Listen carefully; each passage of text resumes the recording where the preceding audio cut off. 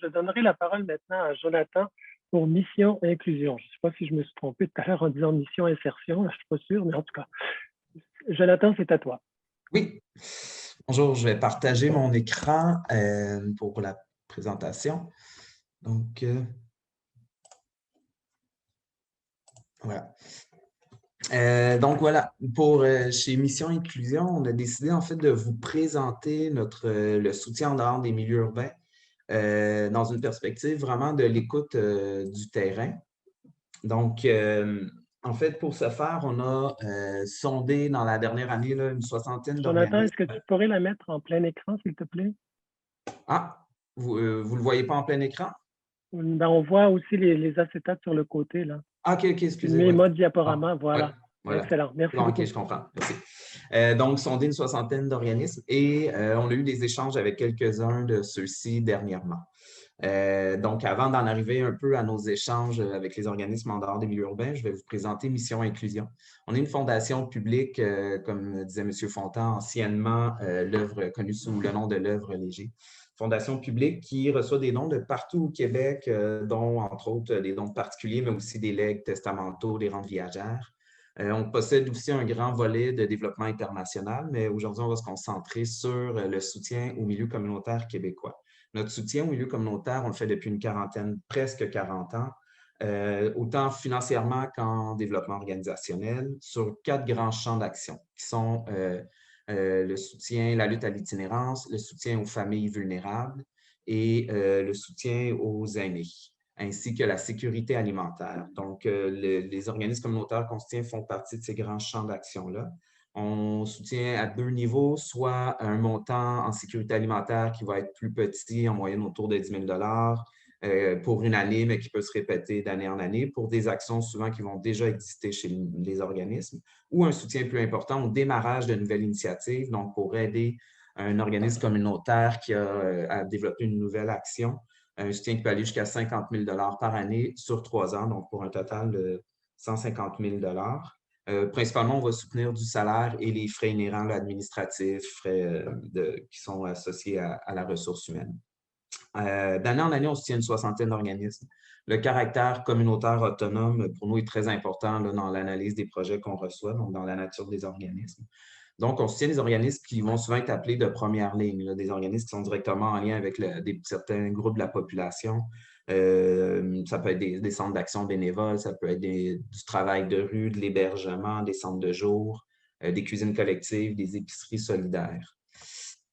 Notre approche dans ce soutien au milieu communautaire, en fait, on fonctionne toujours par appel à projet.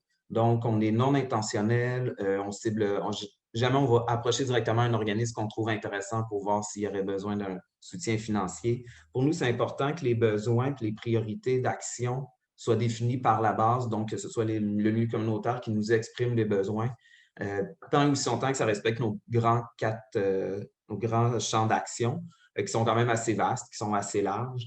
Donc, on ne dirige pas tout ce qu'on va faire et c'est très exceptionnel quand on le fait. Ce n'est pas une coutume, mais ça va être quand on veut diffuser un appel à projet, communiquer avec des tables et des regroupements pour s'assurer que les organismes sont au courant qu'on est en appel à projet.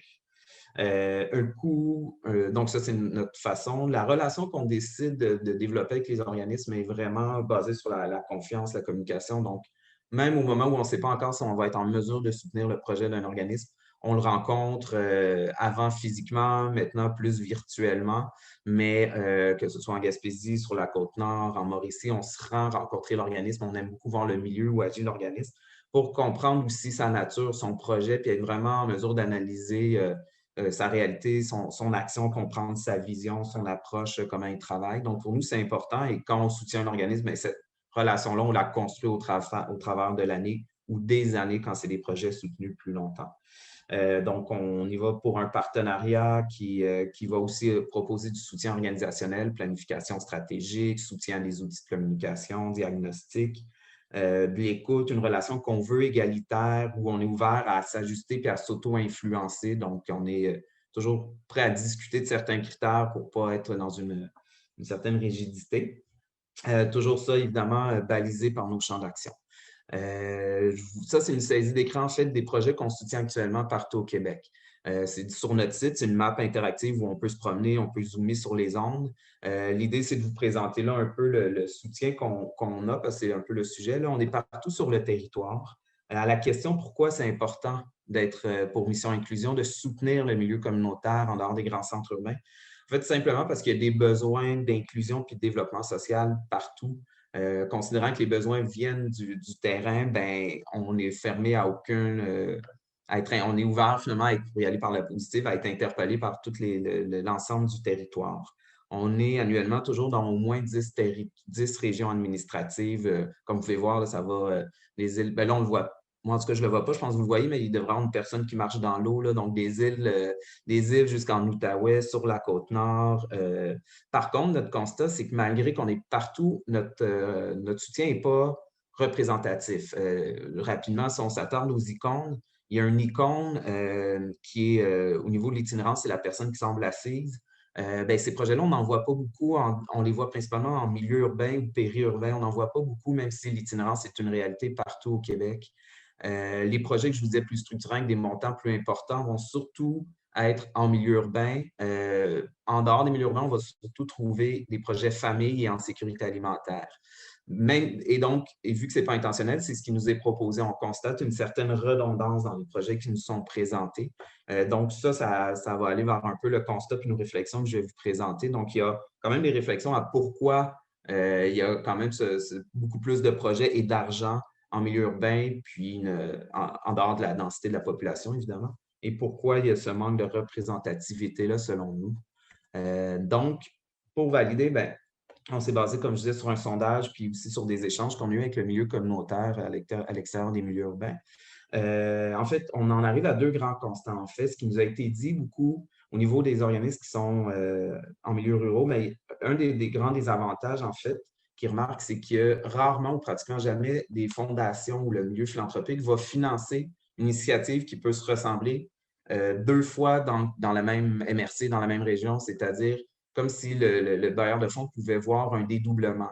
Deux ressources qui ont sensiblement la même mission, même s'ils ont pertinence d'être sur le même territoire, anticipent qu'ils ne recevront pas le même don dans un appel à projet. Donc, ça va créer de la méfiance, ça va nuire à la collaboration. L'avantage, par contre, en milieu urbain, c'est que quand il y a un financement, et c'est souvent le cas en philanthropie, donc financement ciblé sur des projets, des approches précises, ben, quand il y a seulement un organisme que sa mission concorde, correspond avec ces critères-là, ben, il y a quasi une garantie d'avoir accès au financement.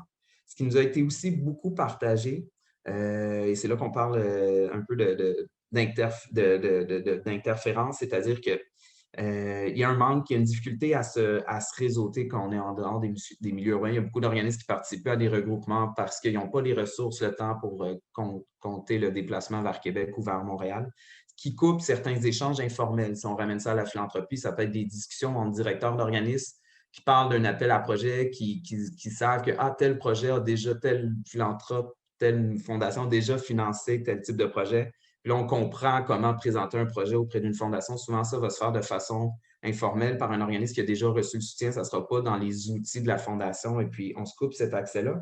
Les organismes se coupent aussi en ne pouvant pas se déplacer de la Côte-Nord à Montréal à des colloques, de la revendication, des actions politiques, où c'est souvent l'espace pour un milieu à présenter ces réalités, ces enjeux de sa communauté. Donc, malheureusement, il y a des places où les organismes n'ont pas accès et où ils ne seront pas entendus pour faire comprendre leur réalité. Puis cette réalité-là va être mieux comprise par les élus locaux, les partenaires locaux, mais ne se rendra pas à des rassemblements plus nationaux. Donc, ils ont difficilement accès à partager cette voie-là.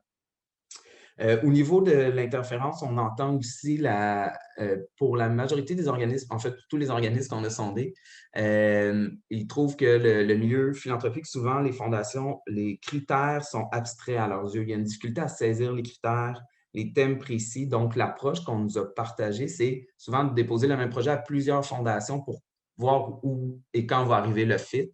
Donc, parfois, on me parle de présenter 30 fois le projet pour avoir un soutien. Bon, donc, on comprend que ce n'est pas toutes les ressources qui ont le désir et l'énergie pour faire ce type d'approche-là. Puis, ça peut être aussi assez démobilisant d'avoir plusieurs réponses négatives. Donc, cette difficulté-là à comprendre vers quoi veut aller les fondations, on le voit aussi beaucoup vers les dons que fait le milieu privé. En opposition, le soutien local est plus facile, se fait de façon plus informelle, qu'on pense à des regroupements religieux, des entreprises privées locales, mais ça va être souvent des plus petits montants, un peu moins structurels, puis le côté informel peut amener peut-être un manque des fois, favoriser certaines personnes qui sont déjà connues par l'entreprise locale, des choses comme ça, tandis qu'on passe par un processus plus formel, il y a une certaine équité qui est un peu plus assurée. Donc, ultimement, en fait, quand on parle de fragilité, juste avant de passer à la dernière diapo, quand on parle de fragilité, en fait, ce qu'on comprend, c'est que les organismes constatent que même s'ils réussissent à avoir le soutien d'une fondation, du milieu philanthropique, parce qu'ils ont trouvé le fit avec le projet, un coup que ce soutien-là va être terminé, parce que souvent le milieu philanthropique soutient sur une courte période, qui va être le second pour prendre le relais? Donc, est-ce qu'on retombe dans la dynamique de s'adresser à plusieurs portes? Est-ce qu'on a le temps d'ici là à établir des lignes? Donc, il y a souvent ce souci-là aussi de tant mieux qu'on réussit à trouver une fondation qui soutient notre initiative, mais après, qu'est-ce qui va se passer après par exemple, dans le cas de Mission Inclusion, les 3 ans où on peut être là? Donc, il y a ce souci-là aussi qu'on peut anticiper, qui peut freiner même des organismes à déposer des projets d'ampleur quand ils savent que le projet ne peut pas durer seulement 3 ans. Donc, est-ce qu'on veut créer un besoin qui commence à répondre à un enjeu pour après arrêter soudainement? Donc, il y a cette fragilité-là aussi dans la confiance, dans le soutien qui peut se faire. Ce qui nous a amené, en fait, à travers ces constats-là, ces échanges-là avec le milieu communautaire, à réfléchir à différentes pistes d'action. Constatant que nous, on est non intentionnel, on attend les appels à projets, on attend les projets soient déposés, mais que malheureusement, on voit une redondance puis un manque de représentativité dans les projets qui nous sont présentés. Est-ce qu'on ne devrait pas être un peu plus proactif, aller prendre les devants, aller vers les organismes pour être mieux connus, mais tout en respectant le fait qu'on veut que les projets viennent de la base puis qu'on n'influence pas finalement ce qui va être soutenu ou ce qui ne sera pas soutenu, mais ça peut provoquer cette réflexion-là, en fait, pour être certain qu'il y a certains enjeux qui nous échappent pas. Par contre, si on fait ça, est-ce qu'on ne va pas se faire dire non de toute façon parce qu'un organisme ne voudra pas déposer un projet auprès de nous, sachant qu'on est peut-être le seul partenaire financier qui va embarquer? Donc, est-ce que de toute façon, donc, d'où l'idée de solidifier.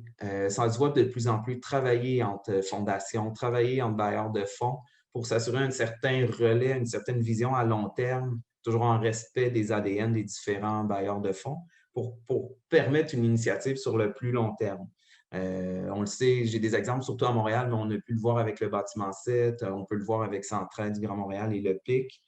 Probablement qu'il y a des exemples aussi en dehors de Montréal que moi, je ne connais pas, mais on le voit de plus en plus, mais travailler avec nos semblables pour finalement réussir à maintenir une certaine, solidifier un peu cet aspect-là. Et pour terminer, une réflexion, évidemment, il y a encore pertinence et intérêt à aller vers le milieu communautaire en dehors des centres urbains pour voir comment eux verraient ça, comment on peut améliorer ces partenariats-là. Et aussi, est-ce que le milieu philanthropique n'aurait pas la légitimité d'interpeller, de solliciter d'autres acteurs comme les gouvernements, les milieux des affaires, les entreprises dans ces milieux ruraux-là, pour pas non plus seulement travailler entre fondations, mais aller chercher d'autres acteurs qui peuvent assurer une certaine pérennité à ces initiatives-là. Puis, encore une fois, la compréhension, ce qui nous a beaucoup été nommé, là, donc la difficulté de comprendre les exigences, les critères du milieu des fondations. Donc, travailler ensemble aussi pour être mieux compris un et l'autre, faciliter cette certaine communication-là, en fait, pas nuire, mais travailler sur les interférences que les organismes nous ont nommées. Excellent. Merci beaucoup, Jonathan. C'est très clair.